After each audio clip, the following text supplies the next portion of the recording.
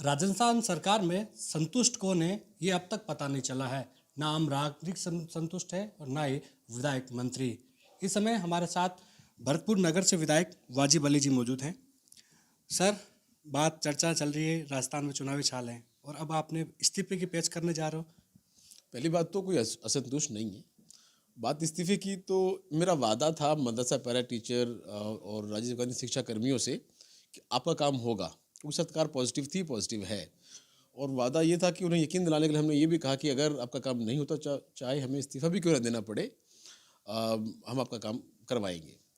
और पिछले साल न्यू ईयर पे सीएम साहब के साथ में भी वादा हुआ। उसमें विधायक साथी रफ़ीक खां जी, आमीन कागजी साहब भी मौजूद थे और सरकार ने नियमितीकरण किया भी है। पर समहाउ अभी मदरसा पैरा टीचर वालों का जो इशू है वो सॉर्ट नहीं हो पाया है। तो साथी हमसे हमारा वादा याद दिला रहे थे, तो हमने बताया कि भाई हम अपने वादे पे कायम हैं। सरकार पूरी कोशिश कर रही है और अगर फिर भी सरकार वो करने में असमर्थ रहती है, हम असमर्थ रहते हैं, तो हमारी नैतिकता की हमारी जिम्मेदारी, हम इसकी जिम्मेदारी लेंगे। और फिर निश्चित तौर पे 10 तारीख के बाद जो आखिरी बजट है, अगर तब तक भी राहत नहीं मिलती तो फिर उस सदन में हमें जाने का कोई अधिकार नहीं है। काफ़ी समय से आप मांग उठा रहे हो। सरकार के 4 साल बीत चुके हैं, आखिरी साल है, चुनावी साल है। अभी भी उम्मीद है? देखिए, बिल्कुल उम्मीद है, अपनी सरकार है, हमारी मानसिकता है, मुख्यमंत्री जी पॉजिटिव ही काम करना चाहते हैं, पर पता नहीं क्या हर्डल्स आते हैं जो बीच में उन्हें रोक लेते हैं और वो हमारी समझ से भी बाहर हैं। और हमें पूरी उम्मीद है कि ये मांगे पूरी होंगी और ऑलमोस्ट काम हो भी चुका है। मदरसा पैरा टीचर जो 15-20 साल से काम कर रहे हैं, अगर उनको आप शून्य कर दोगे, वो आज से स्टार्ट करोगे, तो वो कहाँ जाएंगे? तो जो उनकी मांगे हैं वो अप्रूव होनी चाहिए और हम सबका उनसे वादा है। और अगर हम अपनी जिम्मेदारी नहीं निभा पाते तो हमें इस पद पर भी रहने का कोई अधिकार नहीं है। आप अकेले नहीं हो, आपके साथी राजेंद्र गुढ़ा हो, चाहे दूसरे विधायक हो, मंत्री हो, वो भी कहीं ना कहीं सरकार से असंतुष्ट नजर आ रहे हैं। वो भी कई बार महकमे पर कई सवाल खड़े कर चुके हैं कि मेरे काम अभी तक नहीं हो पा रहे हैं, कब होंगे फिर? देखिए, औरों के बारे में तो खैर मैं क्या कमेंट करूंगा, उनके जो जो उनके जो मामलात हैं वो तो वो जाने। पर सरकार ने 4 साल में अच्छे काम किए हैं, इसमें कोई दो राय नहीं। ऐतिहासिक सरकार ने काम किए हैं और कहीं जो पेंडेंसीज हैं तो निश्चित तौर पे उनको उन्हें को पूरा करना भी हम सब की जिम्मेदारी है। और इस सरकार से उम्मीदें भी बहुत ज़्यादा हैं लोगों को। तो कई बार जब कुछ चीज़ें अटक जाती हैं तो इंसान निराश भी होता है।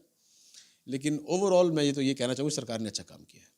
पेच फंसा हुआ कहाँ है? क्योंकि आप तो सरकार बचाने वालों में थे। जब सरकार अदर जुल्म आई थी तो आपने ही सहारा दिया था। बिल्कुल, सरकार को स्थिर रखना, सरकार को बचाना बहुत ज़रूरी था, क्योंकि तभी तो हम लोग काम कर पाएंगे और काम हुए। और अब जो पेज जहाँ फंस रहा है वो हमें भी समझ में नहीं आता, पता नहीं किन कारणों की वजह से वो काम होते होते रुक जाते हैं। तो पर उम्मीद है, उम्मीद पे दुनिया कायम है। हम लोग भी उम्मीद कर रहे हैं और बहुत से लोग हमारे पास हमारे ऊपर उम्मीद लगाए बैठे हैं। तो या तो हम काम करेंगे, नहीं तो उसकी नैतिक जिम्मेदारी हम लेंगे। हम ऐसे मझधार में नहीं छोड़ेंगे। सीएम साहब से इसको लेकर कुछ बातचीत हुई या फिर आगे बातचीत करना चाहोगे बजट पेश होने से पहले? सीएम साहब से हमारी कल भी चर्चा हुई है इस बारे में, कल शाम को। और वो पॉजिटिव पहले दिन से ही है, वो करना चाहते हैं। पर अब जो अज्ञात कारण है वो हमें भी समझ में नहीं आते कि कहाँ हर्डल है, प्रॉब्लम कहाँ है। चलो, पर उम्मीद है कि काम होना होगा।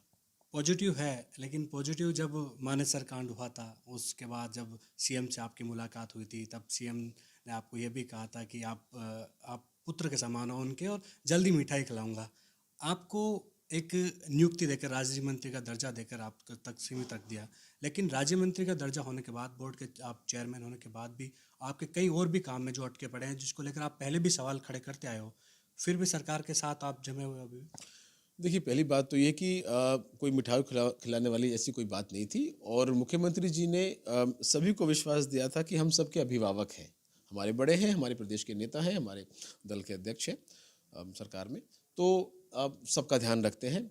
और रही बात किसको क्या बनाया क्या नहीं बनाया, तो अब दैट नॉट मैटर्स। मेरा कोई पर्सनल कोई काम नहीं अटका हुआ, ऊपर वाले का शुक्र है। काम जनता के हैं। यूनानी जो बेचारे वो जो हैं डॉक्टर्स हैं, उनकी बहुत लंबी समय 2013 से वो लोगों की फाइलें चल रही हैं कि साहब भर्ती और ऐड कर दीजिए, ऐड कर दीजिए, ऐड कर दीजिए। पर कहीं ना कहीं वो भी लंबित हो जाती है। और तो कुछ इश्यूज जो हैं वो जनरल हैं, वो पब्लिक के हैं, है ना। अपना पर्सनल कोई काम नहीं अटकता कभी भी, ना कोई काम ऐसा होता है। और अब सरकार ने फिर भी पूरे प्रदेश में अच्छी राहतें दी हैं। पर जहाँ जहाँ कमी रही है, अगर हम उसको सरकार को उनसे अवगत नहीं कराएंगे तो फिर जनता की आवाज़ वहाँ तक कैसे पहुँचेगी। इससे हटकर एक सवाल है, अशोक गहलोत और सचिन पायलट के बीच जुबानी तीर चल रहे हैं और उसमें दूसरे मंत्री भी कूद पड़े हैं। क्या लगता है कि कांग्रेस के हित में ये चीज़ है कि लगातार जब चुनावी साल में इस तरह की बयानबाजी हो रही है, एक दूसरे पर कटाक्ष हो रहे हैं, तो फिर जनता के बीच कैसे जाएंगे? हाथ से हाथ जोड़ो का अभियान किस तरह से देखेंगे फिर? भाई देखिए, मैं तो भी 3 साल का कांग्रेसी हूँ, है ना। मैं बहुत छोटा हूँ इन बड़ी बातों पे कमेंट करने के लिए। वो बड़े नेता है, बड़ी पार्टी है, पर निश्चित तौर पे ऐसा नहीं है। पूरी पार्टी एज ए पार्टी अंदर हमारे छोटे मोटे मतभेद हो सकते हैं विषयों के ऊपर, लेकिन गहलोत साहब पूरे हिंदुस्तान में एक नाम है। बहुत अच्छा अनुभव उनको है, टॉप बेस्ट चीफ मिनिस्टर्स में से एक हैं। और सचिन पायलट भी बहुत अच्छे नेता हैं, एक अलग उनकी इमेज है, फायर ब्रांड है, लोग उन्हें पसंद करते हैं। तो ये सभी हमारे बड़े हैं और इन सब के पीछे ही कांग्रेस है और इन सब के पीछे हम लोग भी हैं। क्योंकि आपके साथी राजेंद्र गौड़ा आजकल सचिन पायलट के साथ मंच साझा करते हुए दिखा रहे हैं और अशोक गहलोत पर कटाक्ष से वो भी जमकर कर रहे हैं। आपके साथी नहीं, मंच तो हम देखो, हम सबका एक ही तो मंच है, कांग्रेस का मंच है, वो हम भी अलग अलग चल रही है, यात्रा भी उनकी अलग है, सभा अलग अलग हो रही है। देखो, हम सब लोग काम कर रहे हैं। मैं अपनी विधानसभा में काम कर रहा हूँ, मैं बड़ी सभा कर रहा हूँ अपनी कैपेसिटी के हिसाब से। वो बड़े नेता है सचिन पायलट साहब, पूरे प्रदेश के नेता हैं, वो अपनी कैपेसिटी के हिसाब से अपनी सभाएं करते हैं। पर हमारा सबका मकसद है कि जनता की आवाज़ को हम लोग उठाएं।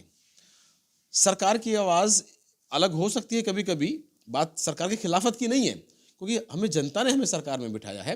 अगर कहीं ना कहीं जनता की किसी बात की अनदेखी हो रही है, अगर कहीं ना कहीं जनता में असंतोष है, तो अगर उसका हिस्सा हम नहीं बनेंगे तो जनता से हम दूर हो जाएंगे, फिर हम दोबारा सत्ता में कैसे आएंगे। आखिरी सवाल, चुनावी साल है, आप अभी जैसे कि बता रहे थे, मैं आपके बयान को कोट कर रहा हूँ कि पहले आप बसपा में थे, फिर कांग्रेस में आए, नए साल में एक तरह से कहें कि लगातार 3 साल से आप कांग्रेस में हो। चुनावी साल में आपकी नाव किस मझधार की ओर जा रही है?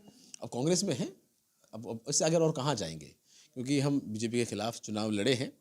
हमारी क्षेत्र की जनता बीजेपी के कुशासन से परेशान थी, तो उन्होंने हमें चुना। और चाहे हम बीएसपी चाहे कांग्रेस, आइडियोलॉजीज़ हम दो की बहुत सिमिलर हैं, क्योंकि अब दोनों पार्टीज़ का मन ऑलमोस्ट यही है कि जो पिछड़े हैं, जो दलित हैं, जो लोग डिसएडवांटेज्ड हैं, उनको मुख्य धारा में लाया जाए। कांग्रेस भी वही बात करती है, तो आइडियोलॉजी को बहुत डिफरेंट नहीं है।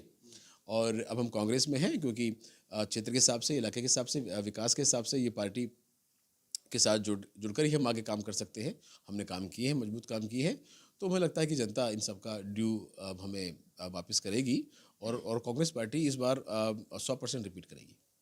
धन्यवाद वाजिब जी। ये थे वाजिब अली, जो कि बेबाक बयान देते हैं, साफ छवि के इंसान हैं, लेकिन साफ छवि के इंसान होने के बावजूद जब सरकार बचाने में उन्होंने महत्वपूर्ण भूमिका निभाई थी, लेकिन जब इनके ही काम नहीं हो पा रहे हैं तो कहीं ना कहीं सवाल पर सवाल, सरकार पर सवाल खड़े हो रहे हैं। और यही वजह है कि ये अब इस्तीफा देने तक की उनकी नौबत आ चुकी है। ये लगातार जो मदरसा पैरा टीचर को मांग को लेकर, ये नियमितीकरण को मांग को लेकर लगातार ये संघर्ष कर रहे थे, सरकार के सामने अपनी बात रख रहे थे।